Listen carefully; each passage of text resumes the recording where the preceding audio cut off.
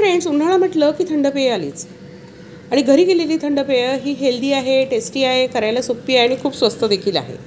तर आज आपण 2 फ्लेवरमध्ये आईस टी बनवतो. एक म्हणजे बनवतोय आपण ऑरेंज फ्लेवर आणि दुसरा बनवतोय लेमन जिंजर फ्लेवर.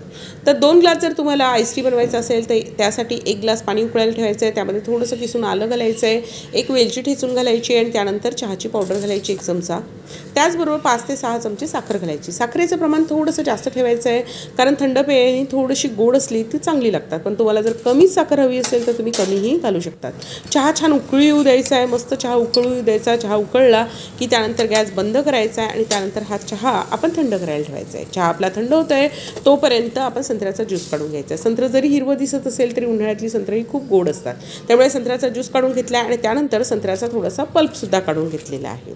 तर आपला 1 ग्लास घ्यायचा आहे. ग्लासमध्ये आपण 1/4 कप आपण घालायचे आहे संत्र्याचा ज्यूस. त्यानंतर आपण घालायचे आईस क्यूब आणि आपण काढलेला पल्प पण घालून घ्यायचा आहे. हे घालून झालं की चिमूटभर मीठ घालायचं, अगदी किंचित मीठ घालायचं. त्यामुळे ना थोडीशी चव मस्त एनहान्स होते. आणि त्यानंतर आपण केलेला थंड झालेला चहा गाळून घालायचा आहे. वरतून 2-3 थेंब लिंबाचे घालायचे की तुमचा ऑरेंज फ्लेवर आईस टी तयार. आता लेमन फ्लेवर करण्यासाठी ग्लासमध्ये बर्फ घालायचा आहे, त्यानंतर लिंबाच्या चकत्या घालायच्या आहे आणि गाळलेला आईस टी घालायचा आहे आणि अर्धा लिंबाचा रस पिळायचा आहे की तुमचा लेमन फ्लेवर आईस टी तयार. असे दोन्ही फ्लेवरमध्ये आपले आईस टी तयार आहे. तर असे हे आईस टी करून बघा आणि रेसिपी आवडल्यास नक्की लाईक करा, शेअर करा आणि सबस्क्राईब करायला विसरू नका.